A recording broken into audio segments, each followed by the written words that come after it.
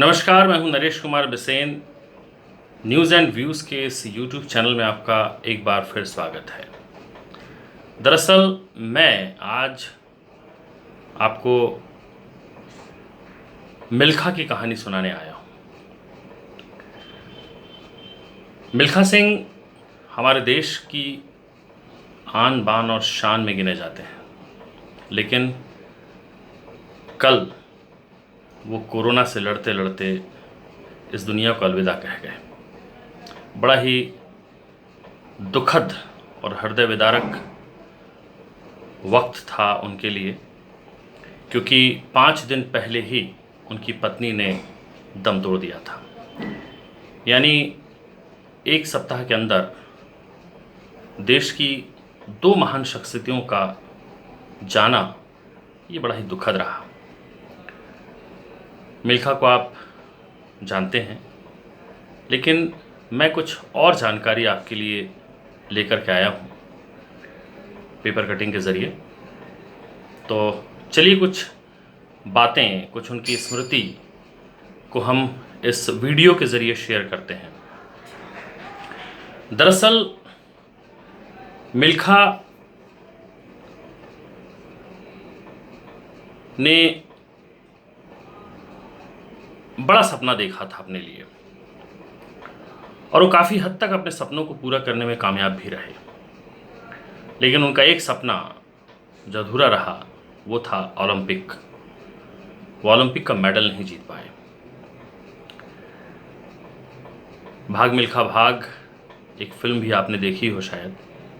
उसमें मिल्खा सिंह की पूरी कहानी, कैसा विभाजन के बाद उनके परिवार के साथ कत्लेआम हुआ, वो दिखाया गया, और कैसे उन्होंने पाकिस्तान से भारत आकर कैसा संघर्ष की ज़िंदगी जी, कितना संघर्ष किया, और कैसे वो धीरे धीरे अपने पैरों पे खड़े हुए और इस देश के लिए एक महान शख्सियत बने। ये उनकी जीवन की बड़ी लंबी कहानी है।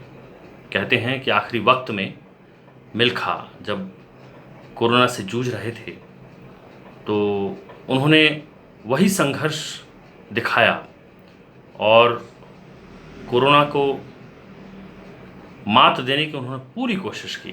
लेकिन कहते हैं ना, वक्त जब आ जाता है तो फिर उसे कोई टाल नहीं सकता। यही मिल्खा के साथ हुआ। मिल्खा की ज़िंदगी में 4 दौड़ थीं। ये 4 वो दौड़ थीं जिसने मिल्खा को महान बनाया। सबसे पहली दौड़ का हम जो जिक्र कर रहे हैं वो है 1958। 1958 में मिल्खा सिंह कार्डिफ में हुए ब्रिटिश राष्ट्रमंडल खेल में 440 यार्ड का स्वर्ण पदक जीतने के बाद विश्व स्तर पर पहली बार सुर्खियों में आए थे। इस दौड़ के फाइनल में दुनिया के नंबर 1 और विश्व रिकॉर्डधारी एथलीट स्पेंस भी थे। दौड़ शुरू होते ही मिल्खा जमकर दौड़े और स्पेंस को करीब आधा मीटर के अंतर से पछाड़कर उन्होंने स्वर्ण पदक झटक लिया। दौड़ पूरा करते हुए मिल्खा सिंह बेहोश होकर गिर भी पड़े थे, पर इस दौड़ ने उन्हें इस दुनिया में रातों रात महान बना दिया। दूसरी जो उनकी दौड़ थी वो थी 1960 रोम ओलंपिक में। रोम में भारतीय एथलेट टीम के कोच वेंस रील को पूरा विश्वास था कि मिल्खा जो है वो पदक ज़रूर लाएंगे। फाइनल में 250 मीटर तक वो तेज़ दौड़े, लेकिन अचानक उन्होंने अपनी गति को धीमी कर दिया। 3-4 एथलीट उनसे आगे निकल गए। दौड़ खत्म होने तक मिल्खा सिंह उन्हें पकड़ नहीं पाए। उनके हाथ से पदक छूट गया, और यही पदक जो है उनको पूरी ज़िंदगी सालता रहा। पहले 4 स्थान पर जो एथलीट आए थे उन्होंने 45.9 सेकंड में दौड़ को पूरी किया था, और मिल्खा सिंह ने 45.6 सेकंड में इस दौड़ को पूरा किया और वो चौथे स्थान पर आए, महज 0.1 सेकंड के लिए। तीसरी जो दौड़ थी वो थी 1958 में टोक्यो एशियाई खेल। 1958 में हुए टोक्यो एशियाई खेलों में मिल्खा सिंह पूरी फॉर्म में थे।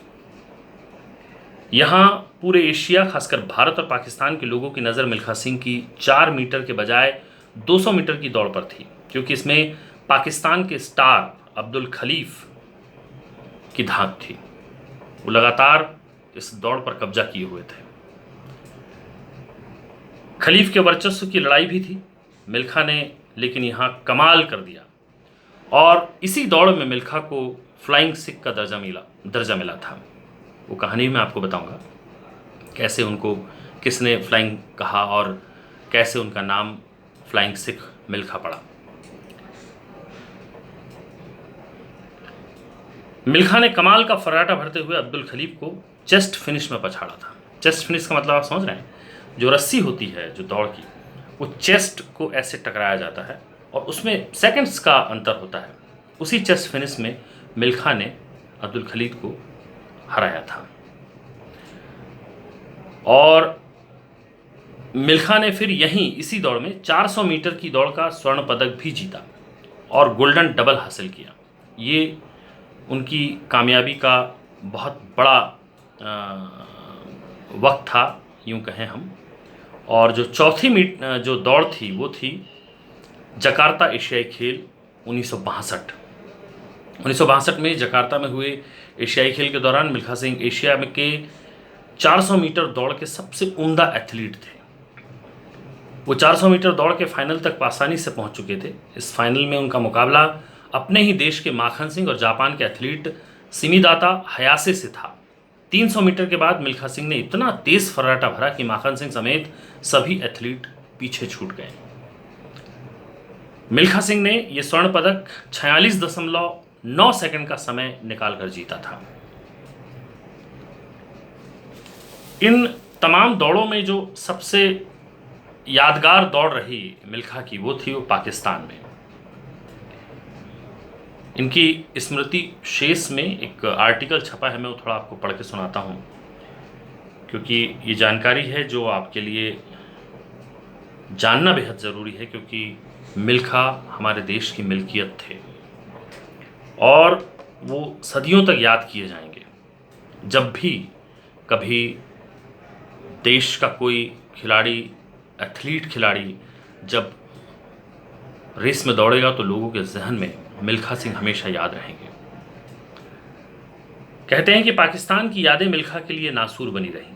पूरे परिवार की हत्या के मंजर उन्हें चैन नहीं लेने देते थे, पर सबसे बड़ी प्रतिद्वंदिता और भाईचारे के लिए उन्हें तत्कालीन प्रधानमंत्री जवाहरलाल नेहरू ने कहा कि वो पाकिस्तान जाएं।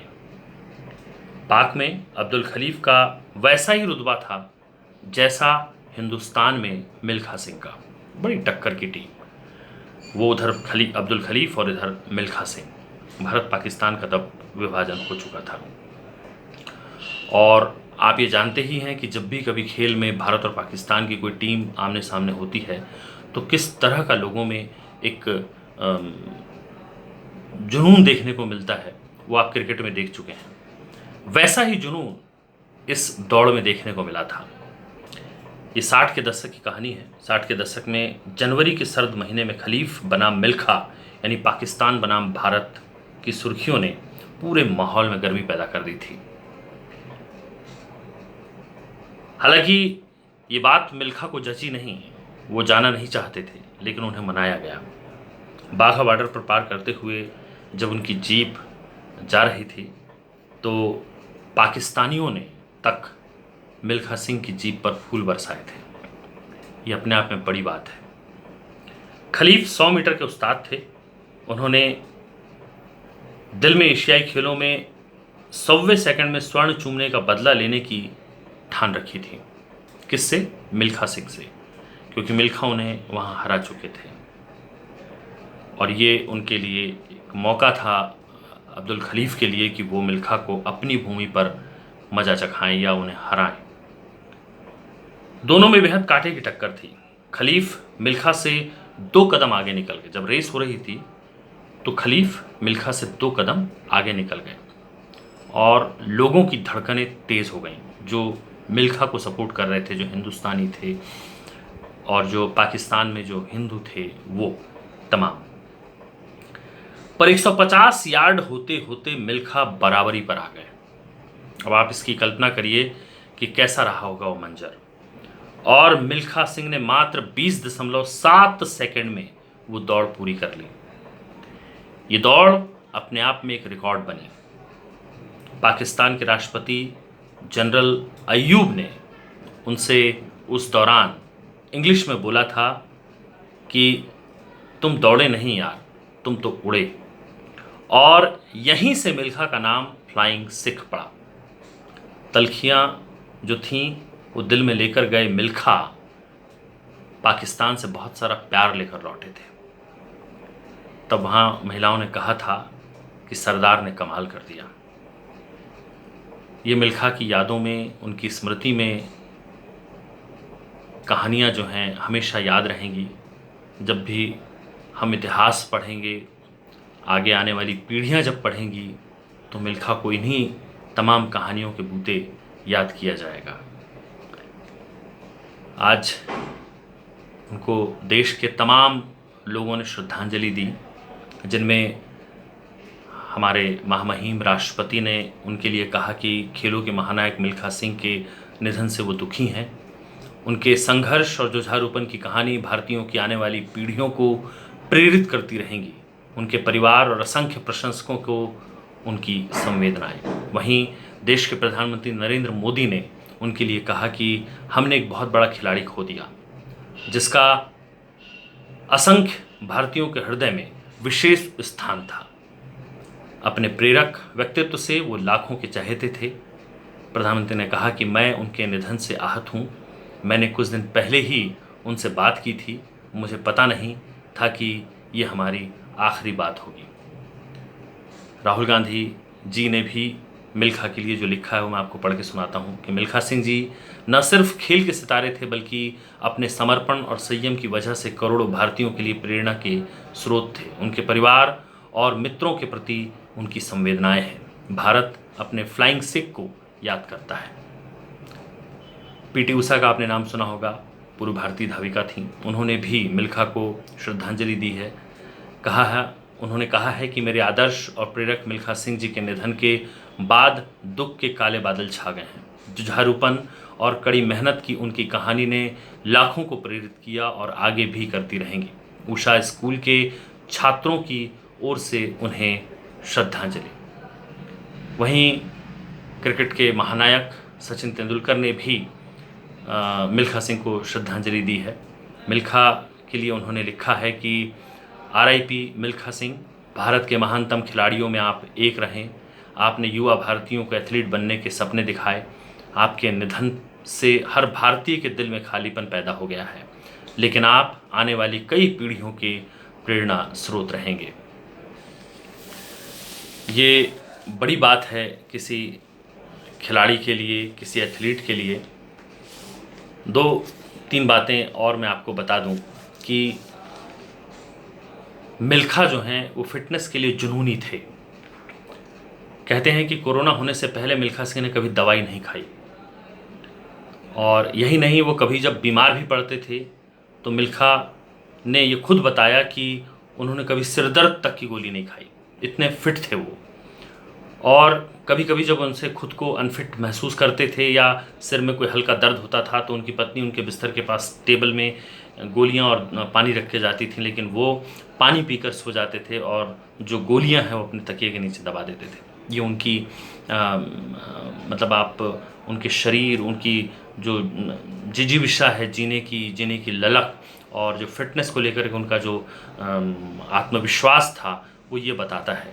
उन्होंने कभी दवाइयाँ नहीं खाई। दूसरी बात कि मिल्खा सिंह को अपने आदर्श मानने वाले परमजीत सिंह ने उन्हीं से प्रेरणा लेकर 38 साल बाद उनका 400 मीटर का राष्ट्रीय रिकॉर्ड 1998 में तोड़ा था। मिल्खा सिंह ने रोम ओलंपिक में ये राष्ट्रीय रिकॉर्ड बनाया था, जिसमें वो 45.6 सेकंड के समय से कांस्य पदक से 0.1 सेकंड से चूक गए थे। मैं भी आपको एक कहानी सुनाई थी, उसमें जिक्र था। उनके निधन पर शोक व्यक्त करते हुए परमजीत ने कहा कि वो हमेशा उनके साथ बिताए समय को संजो कर रखेंगे। उन्होंने कहा कि मिल्खा जी इतने उदार थे कि जब उन्होंने उनका रिकॉर्ड तोड़ा था तो उन्हें बुलाकर चंडीगढ़ में रात्रि भोज पर आमंत्रित किया था। दरअसल मिल्खा